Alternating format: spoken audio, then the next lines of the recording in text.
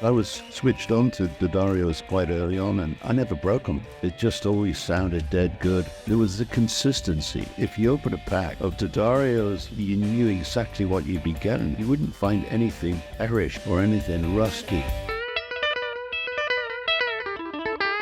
And then your other one is this old? Yeah, that's a 56 Esquire. Yeah, and that I bought. It was, when I bought it, it had this horribly all wrong blonde refin on it. And it, Yeah. it just looked like Pepto. And, but it was great. I knew it was a killer guitar. Tom rewound, this is the OG bridge pickup. It was dead, so we rewound that. I don't remember what you went to. Do you? What's that? Do you remember the ohm spec on this? Just under 8. Just under 8. 7.9. Yeah, but it's all the old hardware, and yeah. I put some stainless on. I go with the stainless because I tend to wear them down pretty fast. So Sure. Yeah, you play hard. Yeah, I play really hard. Yeah, you lean into it. And this is an Analog Man Jim Wilder Big T. So I wanted like a strattier, glassier Tele pickup with a closer output to match the bridge. This thing has these like really huge, long, thick magnets in it. So you can almost solo with it if I had to. But and then other than that, yeah, but still 56. And then Tom did the refin before the tour. I figured I like the way the wood looks. Oh yeah. So. Yeah, Tom showed me that while you were sound checking, Yeah. and it's so light. Yeah, it's a good one, man. It's a really good one. Yeah. And then I run it, that's the neck, and then that's both in series. It's kind of like a homemade four-way. We had to notch out a loop there, so that's runs in both in series. That's just the bridge alone, and this is both like a humbucker. Really? Yeah. Wow. Huh. Yeah. I bet that's a bit of an adjustment going from the traditional Tele setup. Well, for leads, I'll live on the bridge a lot, but this is really another rhythm option. Yeah. But it can also be thick if I want it. But this front pickup's pretty special, and then both in series really do a really super woody, almost like a T-Bone Walker-y kind of thing sometimes. So Hey, would you mind plugging that in? I think we're tuned up. Should be good. Yeah. Sturgill, that is the simplest pedal board. We'll talk about it in a minute, but there is nothing going on there. No. Yeah. Yeah. I wouldn't use a tuner if I didn't have to.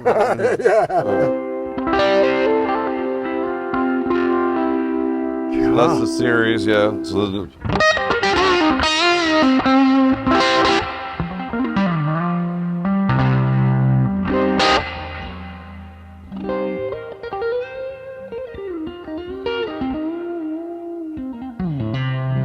Oh, God, that's great.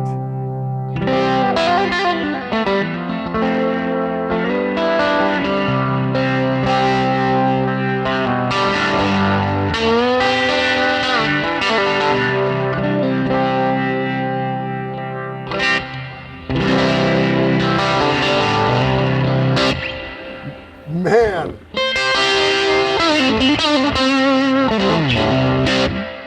Yeah. this was always my guitar. Yeah, right. And then I made the mistake of picking that thing up, and but they're both they make me play differently. I have noticed that. So like with this band, I'm primarily just trying to be like a much less educated version of Bob Weir and just using versions and chordal rhythm stuff to support what Lauer's doing on lead or steel, which is, me and Miles, I like more of a bluegrass right hand anyway, so rhythm I tend to find is more inspiring for me. Sure.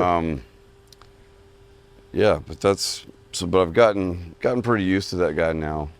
Yeah. That girl. And definitely a girl. And you're not playing, definitely girl. Yeah. And you're not playing any acoustic on this run? No, I never did it for years. Had an old Martin D28 I carried around, but I've never once heard an acoustic tone on a live stage that made me go, wow, that sounds good. Right. So, I'd just rather be in loud as shit like everybody else. And right. yell over top of myself most nights. Yeah, I'll tell you this before this guitar makes sense, but somebody apparently one day this pickup came unwound. I think we were here One weren't year we? ago, yeah.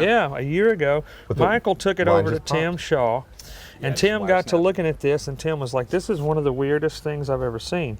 So if you'll notice, the poles are flat. So somebody back in the 60s got this guitar and thought they needed flat poles and just took a mallet Shaved them down and or hit 'em? hammered them down. And when they did, it caused the bottom of the pickup to come loose. And then also, is it the shielding that's missing, or they didn't pot it all the They way? didn't pot it all the way. So it's extremely microphonic. So like if it's plugged in, you can hear so loud when you tap on the pick guard. But I really love that sound. The pickup is super hot, and it's super microphonic. So like if you're in the studio for like wailing-y country stuff, it sounds great. Or if you like crank it and rock with it, it handles that really well. But it's just an accident. That's a beautiful mistake, man. Yeah, and that's what they patterned that bridge pickup on. Did they take it And, apart to look and see how the? Yeah. That's interesting. And put it back as close to the way it was as possible. Tim's like, I'm not going to fix this all the way because Right. it sounds unique, you know. And then the neck profile came from this guitar also. It's the 53 Blackguard, Oh, yeah. and it was super clean last time y'all saw it. I have roughed it up a little bit, but it's all my own wear, which makes me really happy. Like this spot here, and most I've of never these. noticed how thin it gets right here. Yes, That it is does. wild. Yeah, and I mean, you know, the 65's not that way. No, Like no, when no. after they transitioned to the veneer, they changed this angle. A little more beef So on a it, lot yeah. of Tele players back in the day would put those little weights. You know, they would clip those little like chrome-plated metal weights right here to add a little bit of mass to the headstock. But in 65, up until about halfway through the year, there's a little bit more meat right here, and some people think that sounds better. Interesting. It's definitely different. It's a little thicker and it sustains a little more. But this is just your flat pole Blackguard, and it sounds exactly like you would expect. And still got the old three-way wiring with the base cap on the front. You know, almost useless, but it's old school. And the frets, when I got it, it had original frets on it, and it had never been apart. The neck had never been off the body, so it still had the old neck angle with these suckers sticking way up, you know. It'll And cut your hand up. yeah, so all I've done is had frets put on it and then played the hell out of it. And it's starting to get wear from my hands, which is kind of an incredible privilege to have a guitar that's this old that still feels like it's yours and not somebody, you know, who played it long before you were Yeah. born. I love that guitar. And more recently, I got this guy in Emerald City. Is that right? Yeah, this came from Seattle. This is a 54, so they transitioned the pickguard color, but not really much else. The finish is really similar, and it's still got your flat pole bridge pickup. This one's been played quite a bit, but this one I call the Winter Soldier because, as Michael discovered over the summer, when the finish sort of wears off of these fender necks, the humidity will soak in. And it got to the point where the truss rod wasn't cutting it anymore. So we had to take it out, you know, take it off the road and let it sort of dehumidify and get it back right. And then Throw it on top probably- of a pizza oven or something. How'd you get it to I suck won't, out? I won't be bringing it, well, we Yeah. put it in a dehumidifier. Totally. I won't be bringing it out in the summertime anymore. This will be an indoor. Which is wild because this neck seems real thick to me. you It's know? thick, but the finish is gone. Yeah. So it just leaves it breathing. open. Yeah, and it starts to move. But it Interesting. sounds fantastic, and it's really fun to play. And this one's got a little bit more space between the E string and the bottom of the fingerboard. That one there, if I'm not careful, Pop it down. I'll pop it off. Yeah, but this one's a little more comfortable, and it's got a slight V almost. They're Yeah. just about to get into that. You It's know? played for sure. Yeah, I Do you- love this. Do you know what guitar. happened back on the back side of it? It's got an interesting mark. I know, that's weird, isn't it? Yeah. I don't know. Huh. Maybe a stand. Somebody used it looks like a stand with a t-shirt that was indigo dyed. And they hadn't washed the t-shirt yet, and they put it over a guitar stand and then put the guitar in the guitar stand. That's what I'm going to tell myself happened, but anyway. Oh, this guy. They won't let you in Nashville without that thing. Yeah. So this is your 19 and 53 Fender Telecaster. Not all original. In fact, this guitar has been abused on a lot of levels. But it, 1953 neck and body, a lot of the hardware has been replaced, and the pickups, again, the neck pickup is if I recall, a Lindy Fralin, just the vintage Tele pickup. But the bridge pickup in this guitar is actually pulled out of an old Fender lap steel. Really cool. Yeah, so that's the Don Rich thing, from Buck Owens' band, is if he used to pull in the late 50s, or I guess it would be the early 50s, when the lap steels, the Telecaster pickup and the lap steel pickups were the exact same size. They just kind of tweaked the magnets, or I guess the wraps. But I'd read in a thing that Don Rich used to pull the pickups out of Fender lap steels and put them in his Telecasters. Oh, that's so And I asked cool. a couple guys, much older than me, that would have been from that era, that knew, and they were like, yeah, totally, he did that. So that's what I did with this guitar, again, just kind of years ago. And, yeah.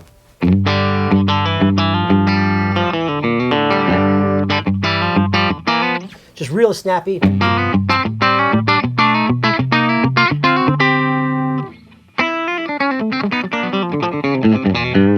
And all that top it. But it also sounds, so this, I mean, and these strings are actually kind of dead for my taste, but it's just totally got all that stuff. All the stuff you want a Tele to do, and then it'll still do the rocking thing.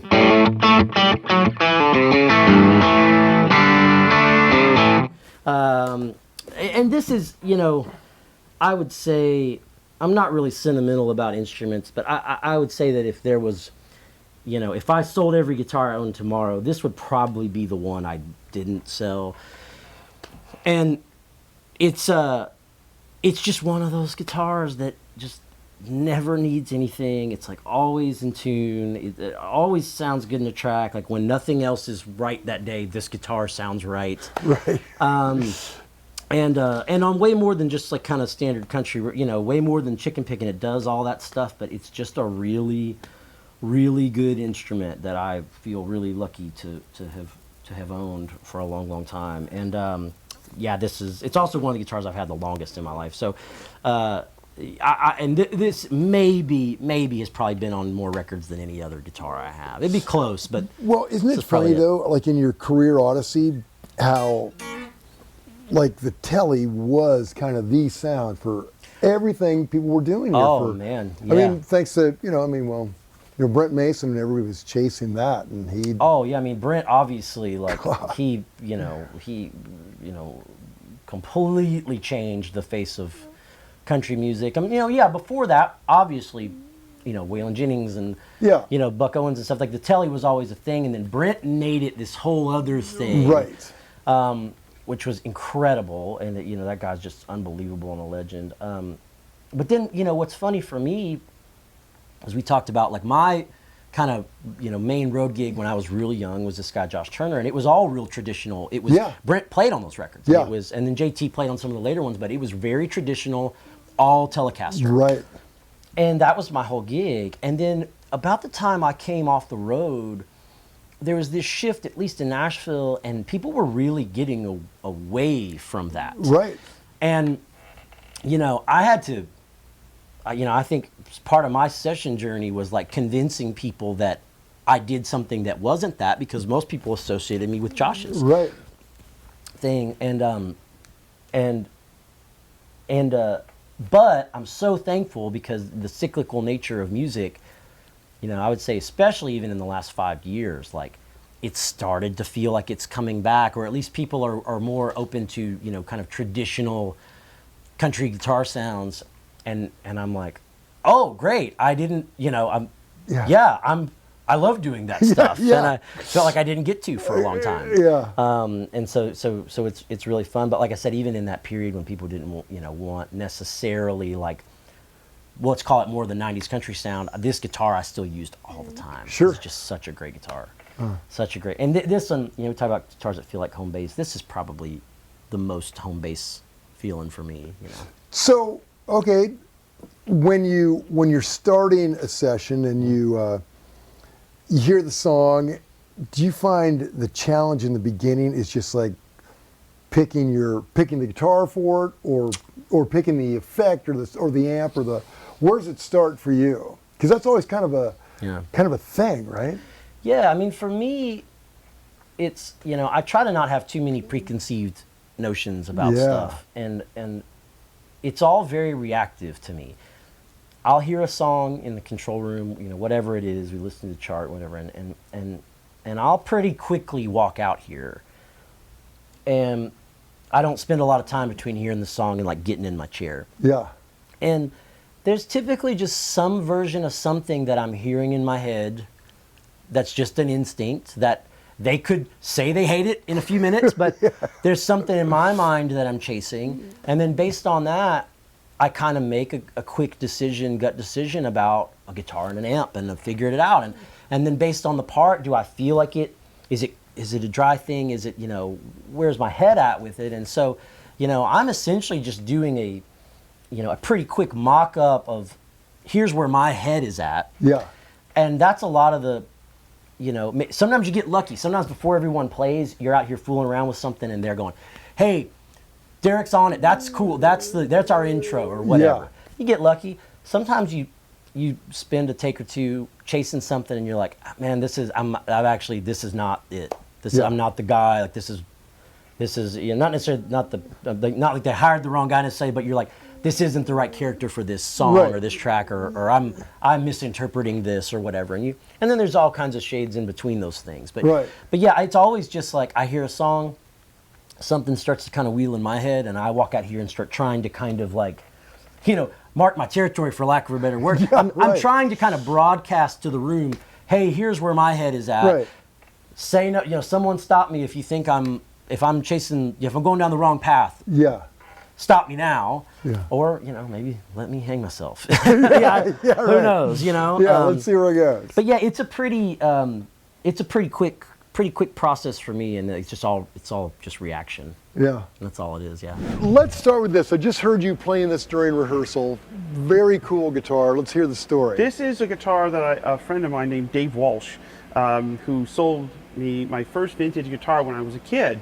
And my parents let me use the savings bond that my great-grandmother gave me. I think it was like $4,000. And I bought an old Strat from Dave way back, and that was my baby, and it's a 07. It's still around. Yeah. I know the guy who's got it. And anyway, he had this guitar. When I first saw it, it had a lipstick pickup and a late 60s, obviously it's 68 Thinline, and a late 60s Tele pickup in it. And about 30 years later, I was at Dave's house, and we were making a deal on some other stuff. I said, Dave, do you have that Thinline? I always loved that Thinline with the Parsons White. It's like original Parsons White B-bender. And he did, and he goes, I don't think I want to sell it. And then I noticed he had a price tag in it from when we brought it to a guitar shop. I'm like, come on, man, let's do it. So he told me after I bought it that it had a route for a humbucker, but he had the original pick guard, and I go, that's even better. So I stuck a patent number from the mid-60s in there, and then this is a Seymour Duncan pickup from, this is the one they make called the Bludgeon, which is a replica of the Nocaster. So it's hot, so it's like a 9.5, and it doesn't howl. I can get it really loud. I can get it through all this stuff, and it doesn't howl whatsoever. We just heard it, and trust me, it was loud. It's loud. Yeah, and you would think with a FO and a Tele, it would be a problem. Yeah. But Joe Glazier refretted it, as he does most of the guitars you will see here today. And it's missing a screw. I don't know what's happened to that, but I think the pickguard's going to stay on. But it's a cool guitar, and it's very song specific. This is a song I wrote when One Door Opens from our royalty album, and the title cut Time Clocks is why it's here today. Yeah. So it's a great working man's B-bender Tele. And I just, again, like as we'll see through this demonstration, if it's been done, just leave it and play it. Use it as a tool. Yeah. You don't have to restore it. It's never going to not have a humbucker here, Yeah. If it's mint, then don't cut into it and put a humbucker. If it's been like this, you're good, So this is a tool. It's a really cool tool. Yeah, well, it was. I love the way you're using it on that song. Sounded and good. I like 68 Tele necks. They're really cool. They have a nice profile. they wear out nights like the 50s, the maple cap ones. And it's they got the original bridge and everything. So when you're switching from guitar to guitar, is there much of an adjustment with your hands, or just come to you just got to immediately? get your head around it. Yeah. And we rehearsed obviously, and we select the guitars day one. So every time the guitar comes out for each song, I'm ready for that neck profile For that run. particular song. Yeah. It's the way the volume works, and we'll show you later on with the amps how everything is kind of symbiotic. Okay, this I remember this from last time. You remember this from last time? This was was a lot better condition last time. This one, for some reason, this one here is a guitar that I've had now almost 10 years. And it's the two margaritas, El Compadre on Sunset Boulevard, walk over to Guitar Center, make an irrational decision. Sometimes that stuff works out. Oh, yeah. It's a 51 Nocaster with a PAF in the front and an original pickup in the back, and it's out of phase, and it just works. And I've said this, this is like, because you go like, everybody knows I have a collection of guitars, and they'll be like, hey, what's your desert island guitar? And I always say it's the Nocaster, because I can play any of the tunes in my set with it. I can roll the tone off, and it kind of sounds a little bit like a Les Paul. Oh, Obviously, yeah. put it in the front pickup, definitely sounds like a Les Paul. But then it'll twang, it will rock like Pete Townsend. I mean, it'll take your face off, but it'll just get super quiet. And it's just, the best guitar I own. Yeah, that's the one you played on the Jules Holland one. I did, yeah. Yeah, that was such an amazing performance, and I watched it, I don't know how many times, and you were just plugged straight into that twin. Straight into the twin, yeah. And it works. What blew my mind about it is the last time we were here, you let me play that a little bit, and it was like, played like a truck, man. It still plays like a truck. It's just got newer strings. I like it plays like a truck. Yeah. Yeah, I mean, sometimes, you don't want to over-engineer a guitar to where it plays perfectly and nothing bugs you about it, because sometimes the fight is where the real magic happens. If it fights you a little bit, then keep it there. Yeah, right. Like these saddles, I probably should put a shim on the neck and bring these screws up, but because it tears up your palm. Oh God, yeah, that's a gouger right there. I kind of like it. I've played 1,000 shows on this. It's all right. So, but it's other than the humbucking pickup, it's pretty straight, original finish. But I mean, last time you saw it was had paint up to here, so it's getting worn out. And I don't wear stuff out, but I've worn this out. Yeah, high mileage. New frets, so this has got every 10 years. I think Glazier will refret it for me. So. Oh.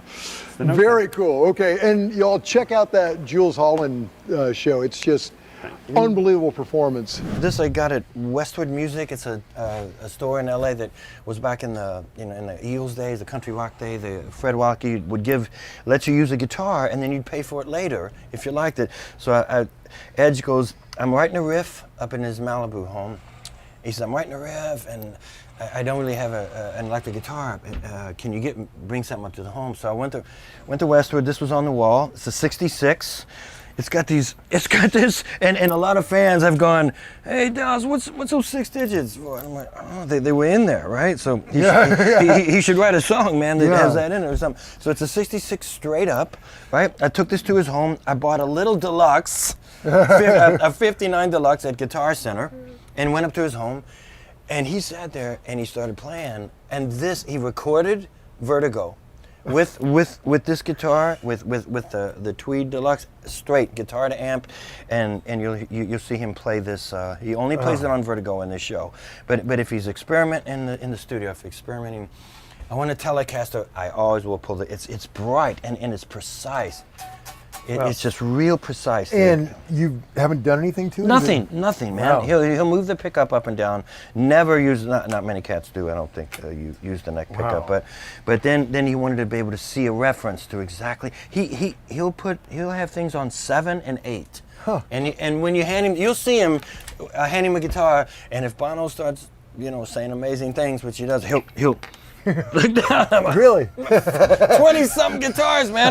But I got it, Anyway, that's great. What strings are you running? These are D'Addario NYXLs.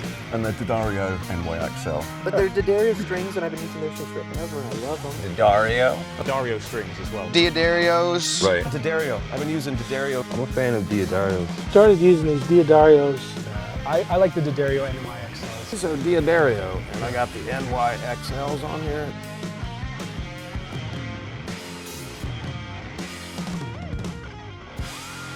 This Tele has got an interesting story to it. Okay. So, Robert. this guitar was my dad's. Oh, okay, now that's cool. That's really cool. He bought this and a 65 Strat at Gruen Guitars in 1981. He was down here making a record. He was a musician. Well, a songwriter, really.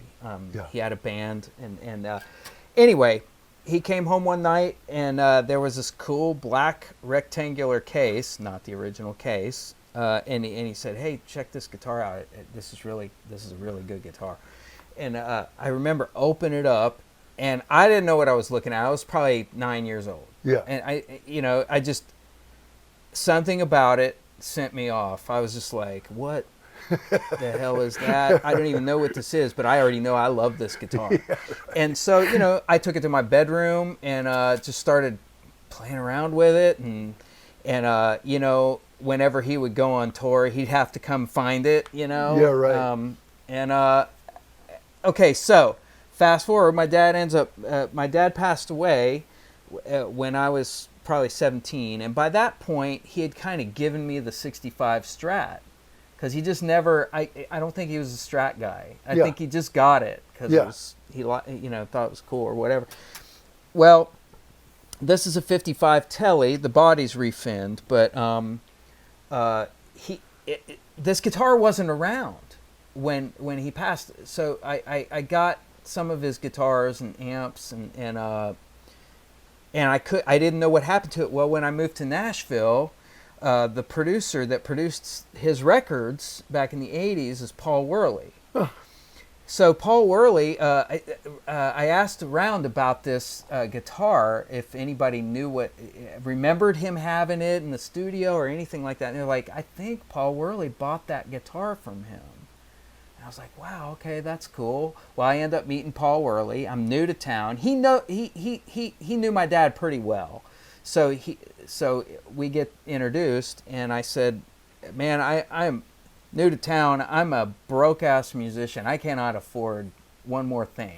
But if you ever, do you have that guitar? He said, yeah, I do. And I said, well, if you ever get rid of it, please, just contact me. I'd love to have that back at some point. I don't know what we could work out, but I know I can't afford it. So 6 months went by, and our mutual friend called me one day, Cliff Aldridge. He called me and said, what are you doing tonight? Stop by the house if you can. So I stopped by the house, and I walk in. Now, this time, there's a brown early 60s case, the brown Tolex cases. Yeah. The cool ones. I see the Fender. I see it, but I didn't really pay attention. I mean, it wasn't weird to see a guitar there. Sure. And he's like, well, open the case, and I'm like, okay. And this was completely off my radar. And I opened it, and it was deja vu back to the first time I opened the case. There it was, and I was like, holy shit. So there's a lot of emotion attached to this moment and all that, just because I'm looking at it again. And, right. And I'm like, wow, this is crazy. And he goes, well, Paul called me and told me to go over to his house and get it and bring it over. He wants you to have it. He thinks you should have this back. God. Paul is that way. I gotta say, great dude. Paul Worley shows up a lot in places for me career-wise that he's been a really important figure to me. But anyway, so that's how I got this guitar back, and isn't that great? It is great. I mean, man, that is a feel-good story. Unbelievable. And so I've used it you know, most days since I've had it, and that was probably close to 30 years ago. I can't believe it. Wow, that's But yeah. amazing. Well, and you know, I mean, Paul is such a great guitar player. He obviously loved it. Yeah. And he knew what was right. Yeah. God. Yeah. That's great. Yeah, it's the coolest, one of the coolest things that's ever happened to me. Yeah. You know, especially gear-wise, or it's as far as like, you know, just kind of just being reunited with this instrument has meant so much to me over the years. Wow, man. Okay, well, let's hear this twang machine. Okay, all right, so. Oh yeah, see, you can't. I know you. What are you gonna do with the Tele? It's like you can't help it. It's so perfect. But like, check out the neck pickup. You know this. A lot of Tele neck pickups just don't have this kind of. Well, and didn't they do a weird wiring back They then did. too? Some And it's kind of obviously mud. been, yeah, this is modernized. I mean, you know. God, it sounds great.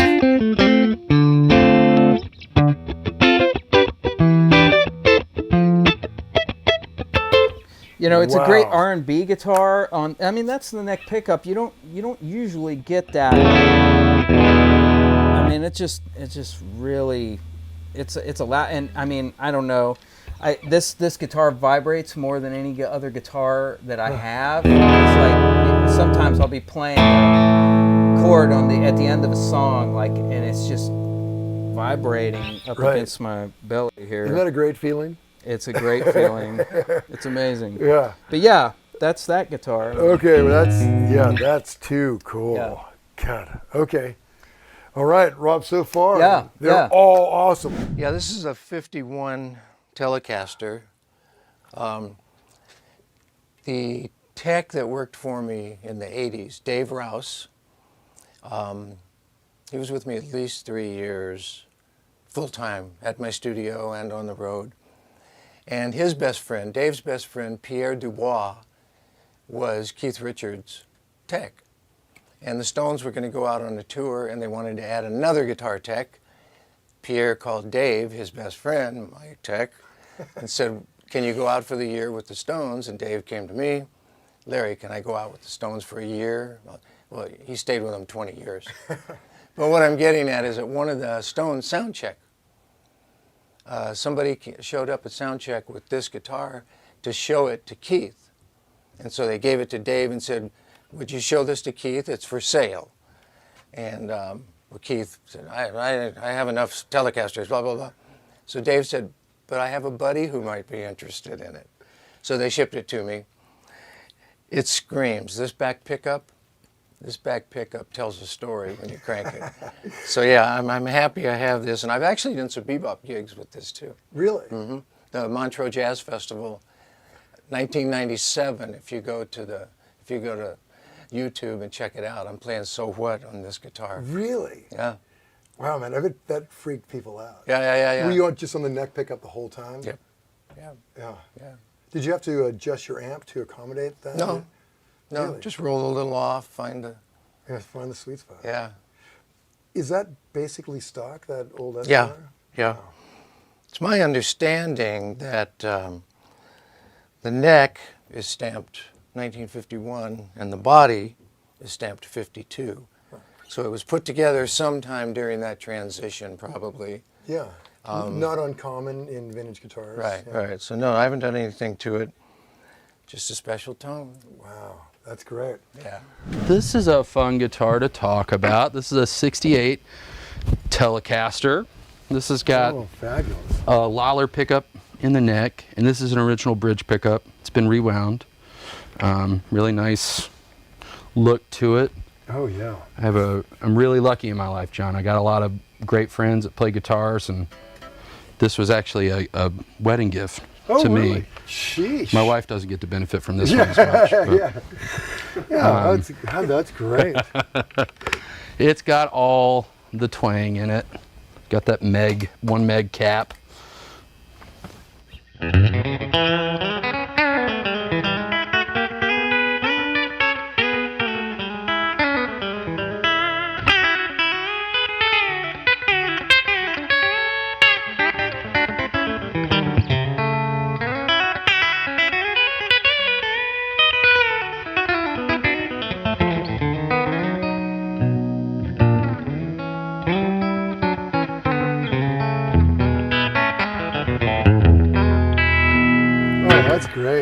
That's man. great, Mike. I love Hey, that one a lot. Try the neck pickup. I just wanna hear that Absolutely. thing. I think it's great.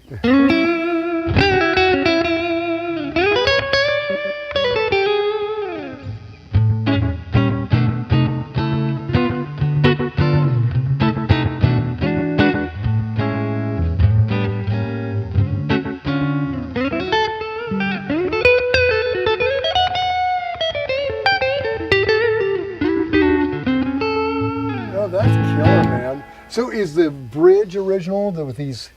Is it kind of gougy on your palm? Oh, I mean, you know how it is with old guitars. You just kind of learn to play with them. They're a little gougy. You know, you're not playing on them. You're playing with them. Yeah. They for sure are. And I don't know if these are original saddles.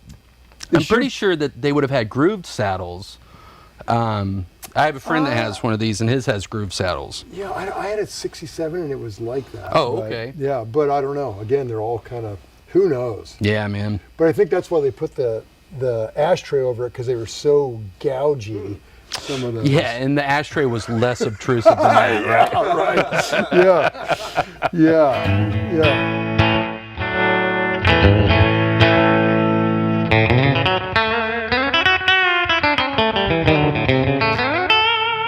Yeah, No, man. That's great. Okay, fabulous. This is a 1952 Telecaster. My mother bought me this for my 11th birthday in 1963. Okay? Oh. I was born in January of 52 on the 27th. This guitar is dated January 13th. Meant to be. 52. Must have been meant to be, you know. It was obviously in much better condition when we bought it. It was a used guitar. It was $100. I have the little booklet where she paid it off $15 a month. That is so sweet. And yeah, I was lucky. I was lucky to get this. Yeah. God, And I've always played this. And I take it on the road. I play it, you know. I've seen you play that A million times. a million You've seen me, times. yeah. Yeah. I played this with everybody, you know. I Yeah. took this on the road for 4 years with Bob Dylan. It's, you know, it's a great guitar. Wow. So when she bought you the Telecaster, did you want a Telecaster, or is that just No, I just wanted an electric guitar and to work. I wanted to play. I had gotten an offer to play with some people in Pennsylvania where I grew up, older people. Before that, I'd played acoustic, you know, with a couple of my friends, you know, Yeah. my little friends at school and stuff. And then I got this offer to play. So we went down and we looked around, and they had what was probably a 59 345. Ooh. And the 345 was $200, and this was $100. So there was no doubt Sure. which guitar we were Yeah, going to get. obviously. You know? So we got this. And I'm glad, because I think if I'd have gotten the 345, I probably wouldn't have learned the way I did. Right. The Tele is such a part of your whole thing. It really man. is. You know, Yeah. I'm just so comfortable when I got it. Yeah. You know. Yeah. Well, that's great to hear where it all started. Yeah. Too cool. Okay, so that's obviously your longtime number one. Now, what have you made any changes to this guitar over the years? I've had it refretted twice since I've owned it. I bet. But other than that, no. It's now it says Esquire on it, but it always had both pickups, which kind of mystified me for a long time. But then somebody pointed out to me that in the old catalogs, there was a little thing down at the bottom of the Esquire page that said, if you want, send us $15 and we'll send you the other pickup, or send your guitar back to us in Fullerton and we'll add the other pickup for $15 in shipping. So I figure that must have been what somebody did, because it's the pick guard's right, and it's a pickup from way back then, you know. And yeah, obviously somebody popped for the $15 upgrade. Somebody went that 15 and went for the Tele. Yeah, God. So that worked out good for me. Wow. Okay. Well, you can't get cooler than that. You started cool, got even cooler. This is a Nocaster. If you take the neck off and you look right here, it's penciled in 3/23/51, the birthday of the guitar. And the story on this guitar is just unbelievable. I was asked to not disclose when they gave me this guitar. It's given to me as a gift. And so I won't say who it's from, but they came to a show unbeknownst to me. I didn't know who they were. It was the gentleman that he got this guitar, his wife said, from Leo Fender himself on the West Coast. He was in a band, a West Coast Western swing band. Wow. They played with Merle Travis and Tommy Duncan from Bob Wills. I got pictures. She gave me pictures of him with them. With that back in the day. Yeah, with this. It was brand new then, though. Jeez. He was a tinkerer, too. You can see little holes where he had built, looks like some kind of fancy his own pick guard, probably. But they came to one of my shows and had this and handed it to me. She said, my husband just passed and he wanted you to have this guitar. And how beautiful! And it's one of the spankiest Teles I've got. I've got a 54 that's also crazy spanky, but this is I really love this guitar. Yeah, let's do a little taste test. Let's try this one. And you know, I told his wife, I told her, I said, well, you understand what they said? Oh yeah. I said, well, let me buy it from him. Oh no, his wishes were Steve Warner to have this guitar. And you know what I did? I played it on the Opry about 3 weeks later, and I invited them to come, and they came to the Opry. Oh, that's they saw me great. play it on the Opry. That's so cool.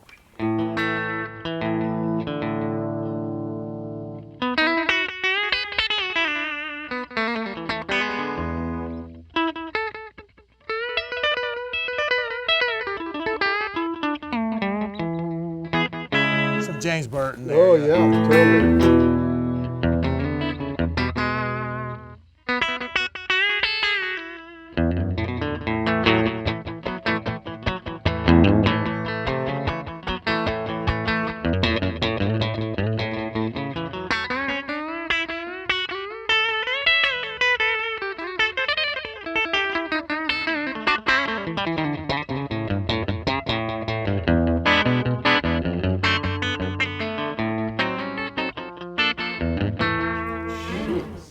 Okay, Steve, we got to taste test that too. Oh yeah. To the 54. Man, how do you choose what you're going to play? Do you just like let the song tell you? When you're in a session, yeah, or? basically. This is the one. If I'm going to play Tele and I'm doing a record or something for someone, this is what I'll play because I love this 54 Tele, and I bought it from a friend that was selling it, and he knew I loved this guitar, and Ryan turned me on to it.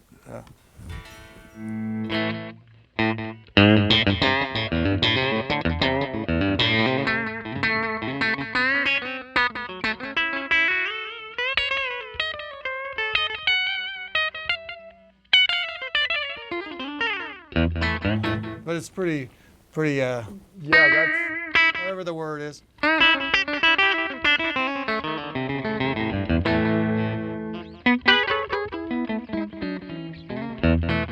Kind of bigger frets on that too.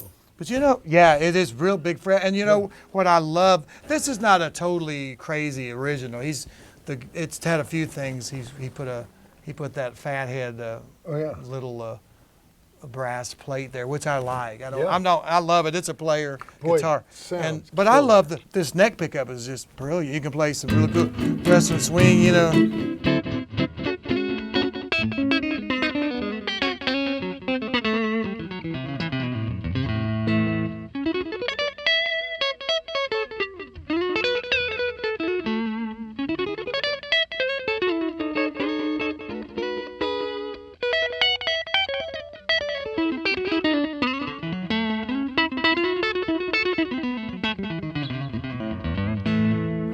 That's like a total Jimmy Bryant. I got a little bit of slapback going on, but that's a cool tone, and it's. Oh, I love it.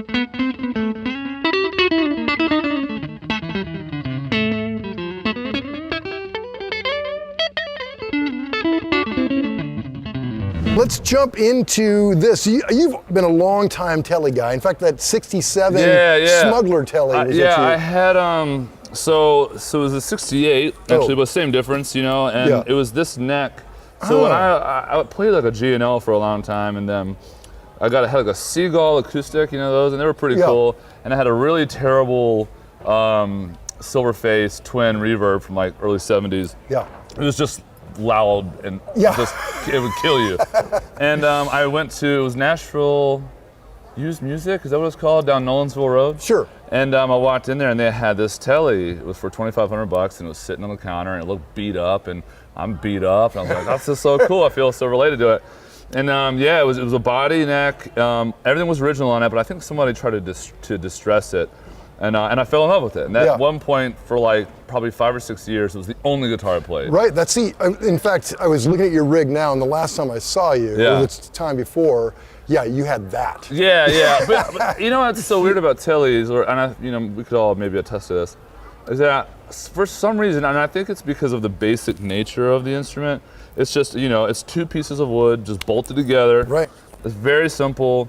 2 knobs, which is about 2 too many for my futile mind, and 2 pickups, and that's it in 3 positions. And I think you could pretty much play any genre with the Tele. I mean, it's so strange. I have an odd relationship with other guitars. Like, I feel like 1 out of 10 Strats, I'm like, oh yeah, this is great, and the other 9 I just can't do it because I'm not really a Strat guy.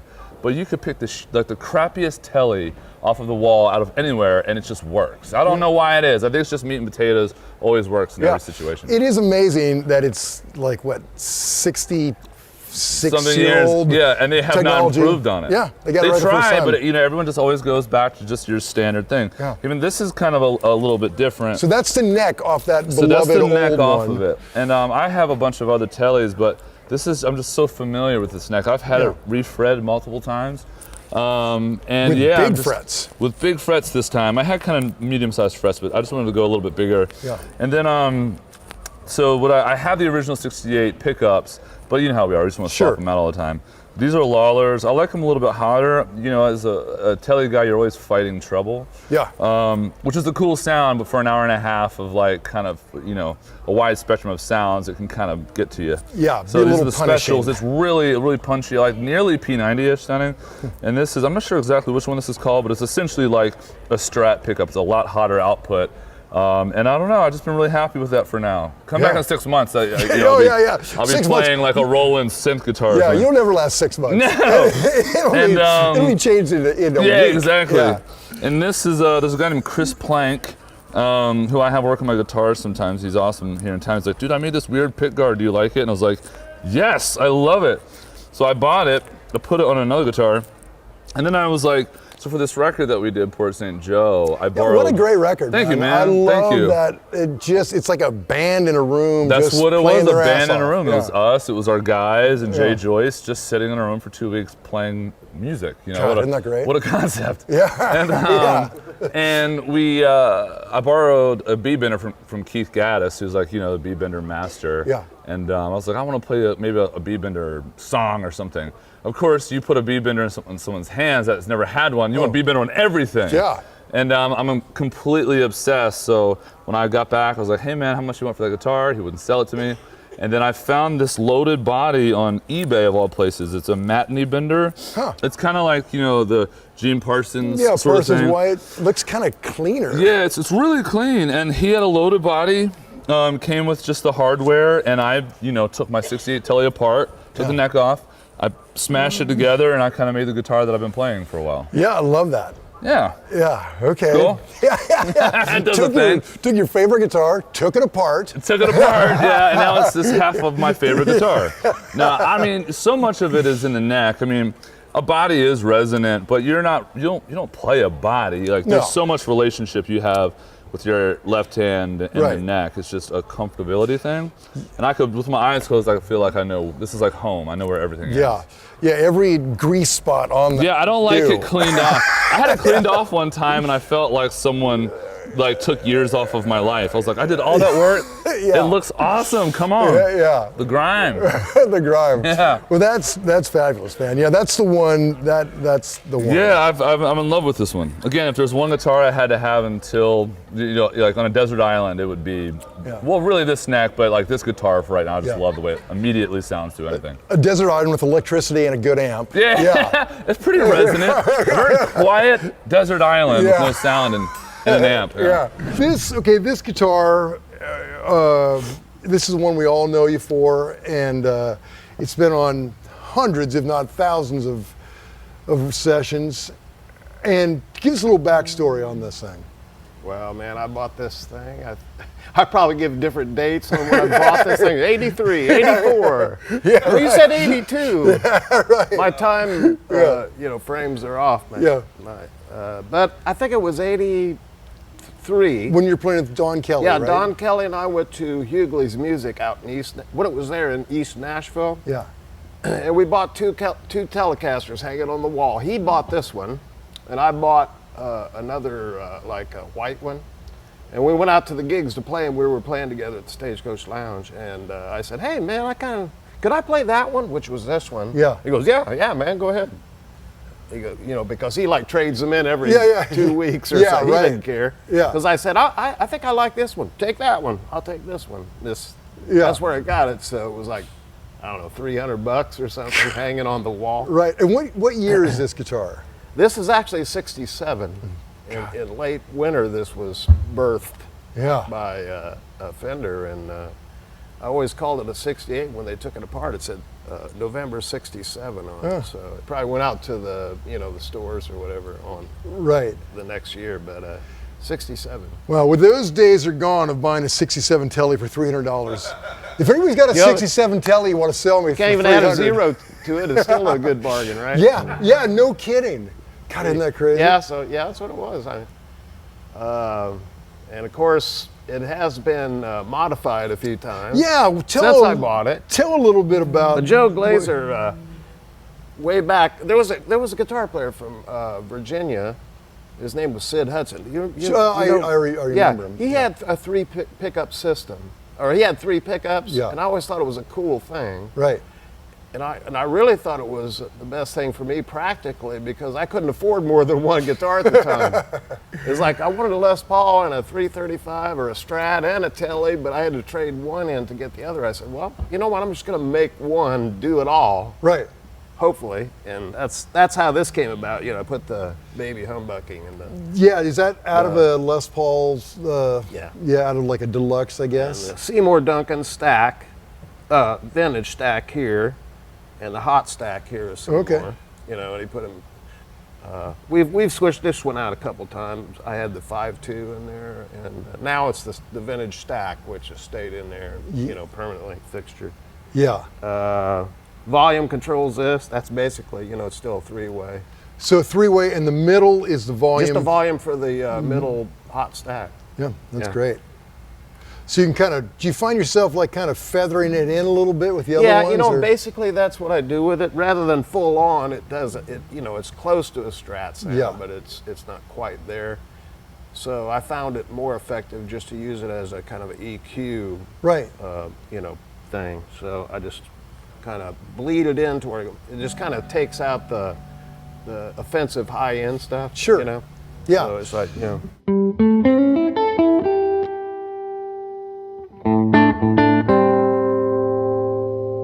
it just kind of rolls.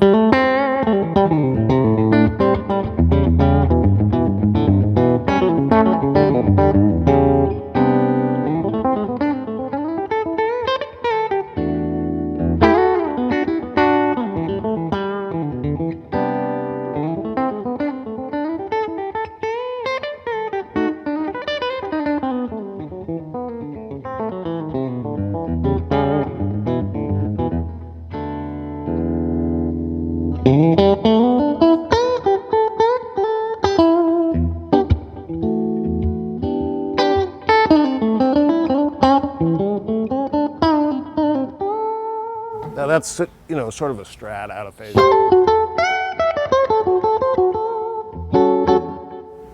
It's close, but it's a little hollow, I think. Yeah, but I love the way you use it. This pickup has lost a little of its oomph over the years. Oh, really? Yeah, I think so. I guess they do that, yeah. But it didn't bother me. It just kind of, it just gave it another dimension as far as the tonality goes. When I start to roll it in, it helps. Yeah. So. Yeah, I love the way. I don't use it full on that much. That tone. Since I got about 5 Strats now. Oh, yeah. All right. I can afford at least a few of them. Yeah. Well, that tone of that in between, you just put a little bit with your bridge. It's such a kill. That's kind of. It's the Joe Glazer wiring thing, so. And speaking of Joe Glazer, you did the B-bender as well, right? Right. Yeah. Yeah, so this is the old style B-bender, which is, it goes through the body, it comes through the back here. Oh, right. Fish through that. The newer ones are much more easier to work with. They just kind of wrap around the saddle. Right, and just hook in. Works perfectly into your new signature. Oh, it's so great. This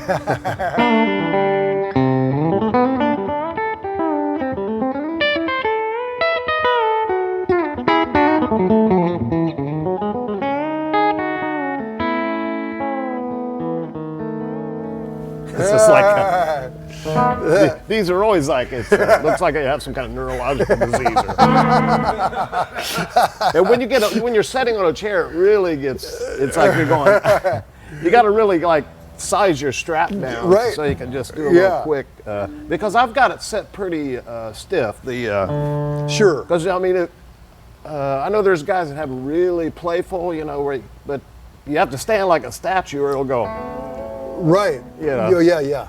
So I got mine set up pretty stiff, so it looks a little, got to muscle it a little bit. Sure. This is a '63 Esquire. Oh, that's great. It's a reef in. Who cares? Yeah, who cares? Everything else is right. I bought it because the neck is just perfect, and it weighs about 5 pounds. Oh, wow. And it is a monster. You know, the strap almost weighs as much as the guitar. Totally. Okay, I saw it almost flew out of your hand when you grabbed it. God, that is great, man. It's just got the patina on the headstock there and the cigarette burn. Oh, yeah. Back when people actually smoked. Yeah, cigarettes. Before they started smoking strawberry shortcake and outside. Yeah. And then. Yeah, that's great. And then to go along with that one is this 65, which now, no, sorry, wrong guitar. You can probably, I don't know a lot about Fender finish, and there'll be a lot of people that'll probably have opinions, maybe, but I was told that this is a factory black 65 Esquire. Wow. I don't know. It's a really good one, no matter what. Yeah. This is light as well. It didn't look to me like a factory finish, but yeah, it looks like it's a refin. Even the way it's coming off. Right. Then the back is really extreme. Yeah. Wow. I don't know, but it's a great one, and it wasn't the finish that drew me to it anyway. It was the way that it sounds and the way that it plays. But yeah, what a great guitar. You know, though, I mean, a factory finish 56 years later, God, who knows? Those two are really good examples of Telecaster style guitar, T-style guitars that the single pickup. To me, it makes the most unbelievable difference, and I'm told that it's like a physics thing. Yeah. That there are no magnets up here that are getting in the way of what's going on here. Right. And I mean, I'm a physicist, so I subscribe to that theory. Yeah. I love it. I have other Telecasters that just aren't nearly as they're not as large sounding as these guitars. Not even about gain or power. It's just these sound bigger. Yeah. No, I get it. There is some kind of magic to that single pickup guitar thing. The reason we only stock D'Addario strings is because D'Addario strings are perfect. When people come in here, they think that we get them for free or something like that, but we don't. We have no other reason except for dependability and tone.